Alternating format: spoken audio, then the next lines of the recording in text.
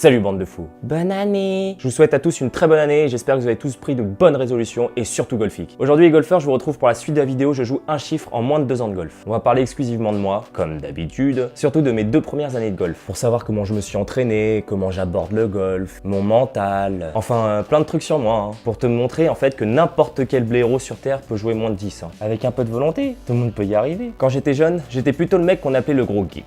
D2, Warcraft 3, League of Legends, World of Warcraft, Starcraft 2, ouais si tu vois un peu les bails, toi-même tu sais. Les nuits blanches qu'on passe dessus, toi-même tu connais Ah putain, ils sont unfeed le Jax. Oh le mid il fail aussi, bordel. Et le support qui prend mes kills, arrêtez de caisse là. Mais je peux pas carry la team tout seul. Eh reporte-moi ces noobs, reporte-moi ces noobs. Aïe nostalgie. Autant te dire que mon passé sportif est proche du néant. Un peu de tennis de table au collège. Ouais je sais le stéréotype du noix, c'est bon je sais. Un peu de badminton. J'ai testé la boxe anglaise à 20 ans pendant 6 mois, je me suis pris des bastos dans tous les sens, j'ai dû arrêter par KO avec mon cordeau lâche. Autant te dire que moi et le sport, c'est comme les chocolats dans les pâtes, comme un bébé dans un mixeur. J'ai commencé le golf en fin 2014, à 24 ans, tout à fait au hasard. Mon meilleur ami qui n'était pas golfeur et qui ne l'est toujours pas, m'a proposé d'aller taper des balles au practice de Buc dans le 78. Un petit 9 trous très charmant.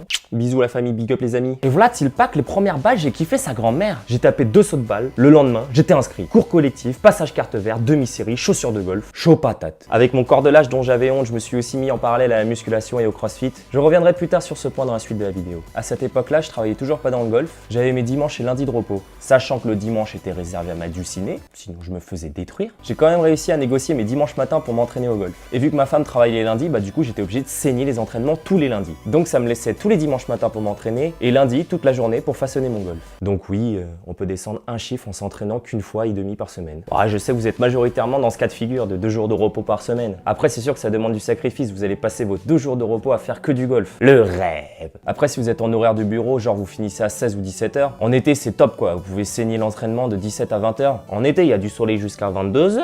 Après le mieux c'est de pas avoir de famille et pas d'enfants. C'est sûr, ça c'est un net avantage dans le golf. Quoi qu'il en soit, il va vous falloir un minimum d'investissement personnel si vous voulez progresser vite. Y a pas de recette miracle, c'est comme partout. Moi je suis pas plus doué qu'un autre, je me suis juste donné les moyens d'arriver à mes fins. On va commencer par parler de mon planning d'entraînement. Le dimanche matin c'était cours collectif de 8 h à 10 h. Ensuite de 10 h à midi, je m'entraînais tout seul dans mon coin et je revoyais pendant 2 heures tout seul ce qu'on a vu au préalable en cours. Donc par exemple si on voyait de l'approche roulée pendant 2 heures de 8 h à 10 h, et de 10 h à midi, je faisais que de l'approche roulée. Ouais les gars, c'est comme ça qu'on fait. C'est pas parce que t'as pris un cours de 2 heures que c'est acquis. Et le lundi, c'était entraînement, lever du soleil, coucher du soleil. Le lundi matin, je commençais par un parcours. Ensuite, après le parcours, je faisais un débrief sur ceux qui n'allaient pas sur le parcours. Pratique jusqu'à 13-14 h, pause déj. Et l'après-midi, c'était consacré aux approches et au putting. Je vous avais dit que vous alliez bouffer golf tous vos jours de repos. Autant te dire que je prenais vraiment le golf au sérieux pour le peu de temps que j'avais à y consacrer. Après, faut savoir que j'ai toujours été le mec ultra perfectionniste dans ce que je fais. À toujours vouloir exceller dans les domaines dans lesquels je me lance. J'ai une manière de penser très cartésienne. Carté quoi? Ça peut aider au golf parfois, mais penser de manière très rationnelle au golf, ça peut être super handicapant aussi. Tu vois ce que je veux dire, ça te dans ton swing. Enfin, tu vois de quoi je parle. Qui dit vouloir exceller dans un domaine, dit aussi esprit de compétition. Pour moi, ça va forcément de pair. Ça me vient des jeux vidéo.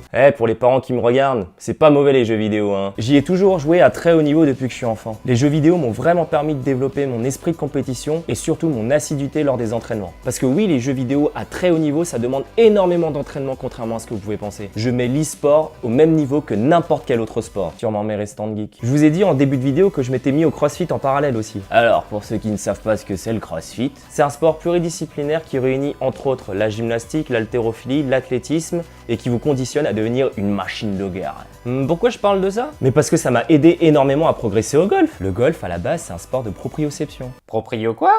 Quand t'arrives pas à situer ton corps dans l'espace, ça devient tout de suite plus compliqué pour swinger ton club. Le crossfit, qui réunit à la base, je le rappelle, des éléments de plusieurs autres sports, développe non seulement la puissance et la vitesse, mais également la proprioception et la coordination, qui sont selon moi les éléments principaux pour bien swinger au golf. Au-delà du golf, ça te développe une bonne hygiène de vie, t'arrêtes de manger n'importe quoi, tu te sens mieux dans ton corps, donc mieux dans ta tête. Et indubitablement, tu joueras mieux au golf. Ton esprit et ton corps seront en harmonie. harmonie. Donc je résume, pour jouer moins de 10 au golf, il faut un jour et demi de libre par semaine, être suivi par un pro, parce que malheureusement au golf, on sait ce que c'est de compenser, ne faire que ça pendant tes jours de repos, être assidu et ne pas se disperser lors des entraînements, avoir un esprit compétitif, perfectionniste et vouloir toujours être le meilleur, avoir une bonne hygiène de vie, ça aide grandement, bon, après ça c'est toi qui vois. Voilà les amis, cette vidéo vous aura permis d'en connaître un peu plus sur moi et de ma façon de voir le golf, ou même de voir la vie tout court. Beaucoup de golfeurs disent qu'il faut sacrifier sa vie, son boulot pour jouer un chiffre au golf. Non les gars, faut juste savoir ce qu'on veut et être rigoureux. Si tu dis que tu n'y arriveras jamais, c'est clair que c'est mort. Moi mon objectif c'est d'être 0 à la fin de ma 5e année de golf. Si j'y arrive pas, tant pis, vaut mieux vivre avec des remords qu'avec des regrets.